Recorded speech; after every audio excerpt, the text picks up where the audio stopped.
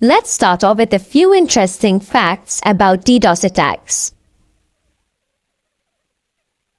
Cybercrime magazine stated that the total number of DDoS attacks globally are anticipated to double to 14.5 million by 2022. Now that's a huge number, isn't it? Also, given the current situation with the COVID-19 pandemic, every sector is operating virtually. Thus, the attacks are growing more significantly than normal.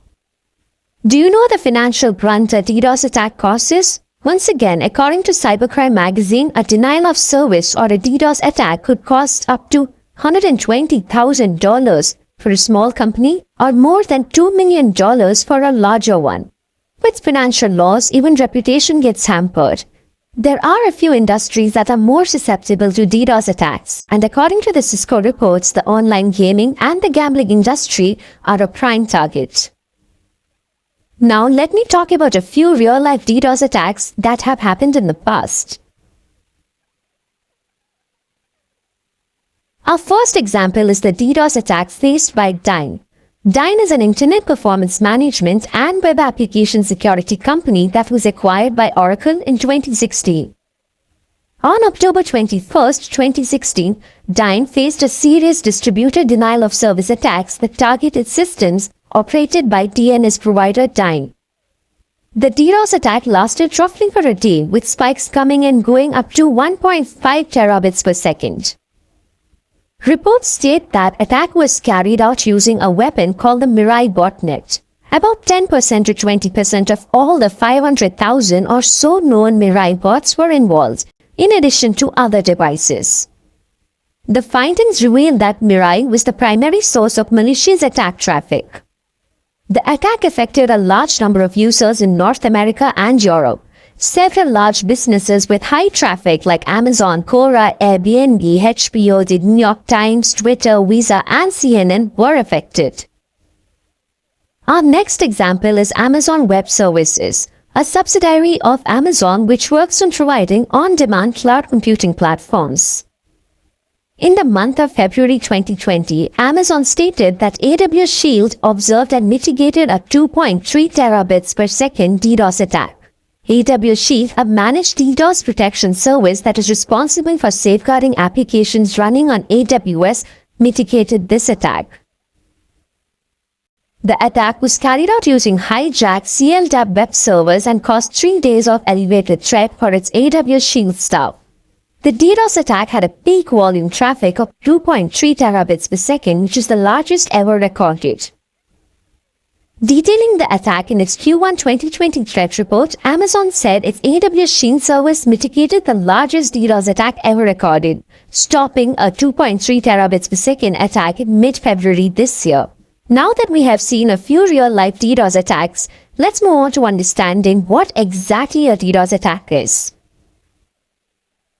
You might have often come across the word denial of service attack, right? So is it the same as DDoS? Well, they differ with respect to a few parameters. A denial of service attack takes place when a computer is used to flood the target server or network with traffic. By doing so, its resources and bandwidth are exhausted. The motive of the attack is to deny normal legitimate service requests and user access. As you can see in this image, we have the attacker's computer sending traffic to the target server here. Now, let's speak a bit about the DDoS attack. A DDoS attack works closely like a denial of service attack. The only difference is that here, multiple systems are used to launch the attack. You can call DDoS attack as a large-scale attack operation based on a denial of service attack. DDoS stands for Distributed Denial of Service. Here, several systems target a single system with malicious traffic. When multiple systems are used, the attacker can put the system offline more easily. DDoS attack is faster than a normal denial of service attack, and DDoS attacks are difficult to trace. From this image, you can see that multiple systems are used to launch this attack. The systems together flood the target system with massive traffic. Now that we know what a DDoS attack is, let's try and understand the motive behind these attacks. The first reason can be guessed well by all of you, and that is ransom. Just like any other cyber attack, the primary reason is monetary gain. A website owner can be asked to pay a ransom for attackers to stop a DDoS attack. The ransom prices to stop the DDoS attacks vary from small amounts to hefty amounts of money. In most cases, the ransom is usually charged in bitcoins. The second reason is hacktivism or protest. Hacktivism occurs with the intention of spreading a message. The aim of this is to usually protest against an ideology or a political agenda. The target of many hacktivism DDoS attacks are government, financial, or business websites. Attackers launch DDoS attacks to shut a website, say for a political reason, thus trying to make a statement. A person with a financial or an ideological motive is capable to damage an organization by launching a DDoS attack against it. Lastly, these attacks can be carried out for a specific reason, called targeted attacks. For example, it can be done to damage an organization's reputation. It is to be noted that DDoS attacks can be deployed against big or small sites and can be driven by either competition or pure boredom, or also for the need for challenge. The magnitude of these attacks can vary from small to big. Let's now move on and understand a little more about the working of a DDoS attack. An attacker is required to gain control of a network of online machines in order to carry out a DDoS attack. Computers and various other IoT devices are infected with malware, and these turn into a bot, also known as a zombie. A group of such bots is called a botnet. Once a botnet is created, the attacker takes over the remote control access. A DDoS is usually launched through a network of remotely controlled bots or hacked computers. Botnets can range from hundreds to thousands of computers controlled by hackers. It is possible that your computer could be a part of a botnet without even you knowing it. The next step is to target the IP address of the victim by the botnet. Once this is done, each bot will bombard the target with fake service requests. The botnets send more connection requests than a server can handle. In some cases, they send huge volumes of data that exceed the bandwidth range of the victim. By doing so, the targeted server or network will overflow, and thus resulting in a denial of service to normal traffic. It is not possible to identify the bot as it looks like a legitimate internet device. A successful DDoS attack slows a website, prevents users from accessing it, resulting in financial losses and performance issues.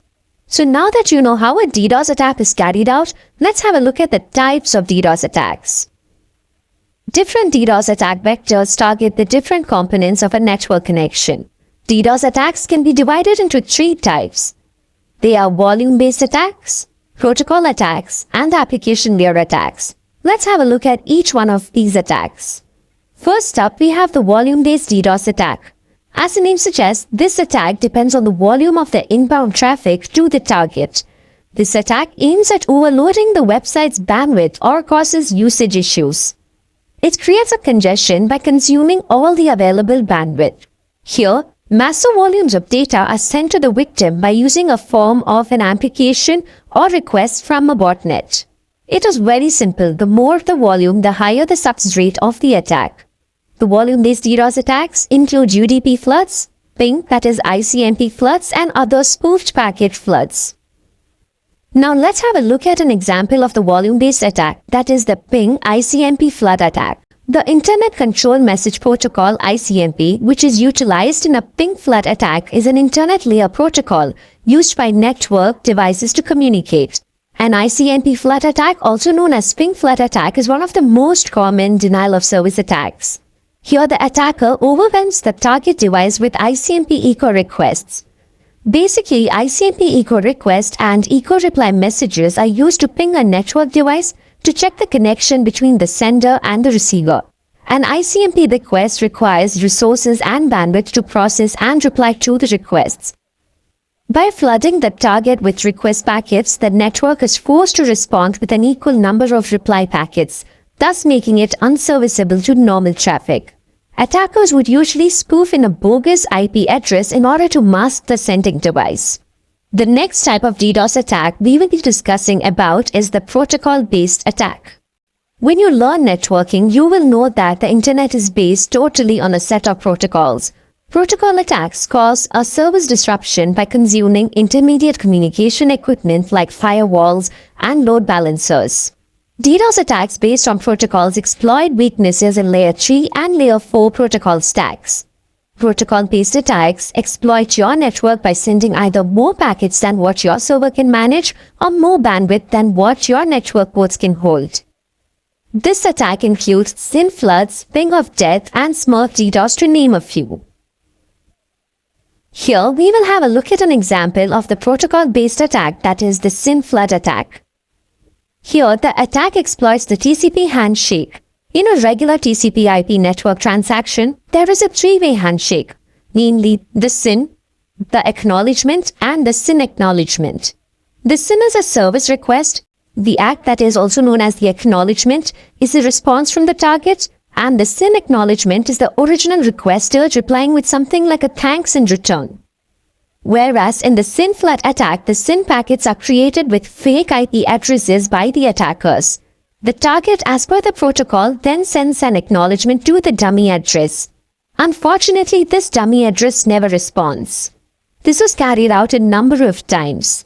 The target waits for the final step in the handshake, and in turn, it exhausts its resources in the process.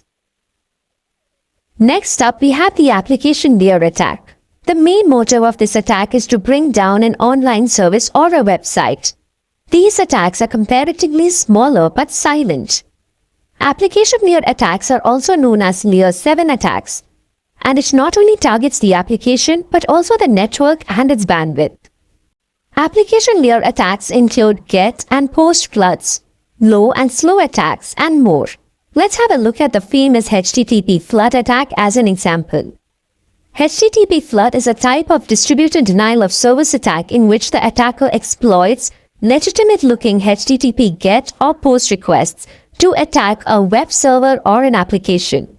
Here, large numbers of HTTP requests flood the server, resulting in denial of service. HTTP has generally two types of requests, GET or POST. A GET request is used to retrieve information, while a POST request is often used when submitting a completed web form or when uploading a file. Usually, HTTP flood attacks are harder to detect and block. A HTTP flood attack sends what appears to be legitimate HTTP GET or POST requests to attack a web server or an application. These flooding attacks often rely on a botnet. Now that we had a look at the types of DDoS attacks, let's understand the measures we need to take up in order to prevent these attacks. The first step is to acquire more bandwidth. You must make sure that you have ample bandwidth to handle any spikes in traffic caused due to malicious activity. Currently, with attackers being more careful, having more bandwidth raises the bar which the attackers have to overcome before launching a successful DDoS attack. This is a good preventive step. Next, make sure to develop a DDoS response plan ready. Usually, when a DDoS attack takes place, there is very less time to plan. Hence, it is wise to define a plan in advance, as it will avoid and minimize any impacts. To do this job, first you would have to develop an incident response plan. Also, make sure your data center is prepared and your team knows what to do. The standard key elements include system checklist, forming a response team, which should include the list of internal and external contacts as well. And the last being securing your network infrastructure. This can be done with the help of IPS, that is intrusion prevention systems, which combine firewalls, VPN, load balancing, and other layers of DDoS defense techniques. Our third point is to configure network hardware against an attack. At times, small hardware configuration changes can help you prevent a DDoS attack. This is most often overlooked. Also, make sure to protect your DNS servers, as attackers can bring down your website and web servers offline by attacking your DNS servers. Next point is to leverage the cloud. The conventional DDoS mitigation solutions oversize the network bandwidth and require complex hardware, which proves to be costly and also ineffective, whereas cloud has greater bandwidth and resources. Cloud-based apps can absorb malicious traffic way before it reaches its intended destination. Therefore, it is good to outsource DDoS prevention to cloud-based service providers. Our fifth point involves monitoring your website traffic regularly for unusual activities. It is a great thing if your website gets millions of new visitors in an hour, but isn't that also suspicious? A sudden increase in traffic is an alarming situation. Hence, have alerts set up in the event you exceed a threshold specific to the number of requests targeting your site. Considering the time and place of the inbound traffic is also a good step. A DDoS attack usually gives a few red flags before it happens. Your team should be wise enough to spot them beforehand. The signs of such an attack, for example, will be your website being unresponsive or responding slowly, intermittent website shutdowns, or probably the user having problems accessing the website. If these issues are prolonged, then the network is likely experiencing a DDoS and an action should be taken immediately. The next step is to keep everything up to date. This might sound basic, but it goes a long way. All the systems should be kept up to date to make sure that any issues or bugs are fixed. It is always good to detect threats at an early stage. Finally, you can make use of DDoS prevention tools like Imperva, Cloudflare, F5 Networks, Arbor DDoS, and Black Lotus to name a few. These tools are very effective. For example, Cloudflare's Layer 3 and 4 protection absorbs an attack before it reaches the target server. This is not achievable by using firewalls, load balancers, and routers. Taking an example of Arbor DDoS, it is to be noted that it can deal with large volumes of malicious traffic without disrupting the regular traffic. This software is used to mostly protect enterprise or web hosting services. As you see on your screens, it is a data visualization of DDoS attacks across the world. It is built through a collaboration between Google Ideas and Arbor Networks. You can have a look at it and explore the various features it has, like which part of the world and when a DDoS attack is happening. You can also get all the stats related to the attack.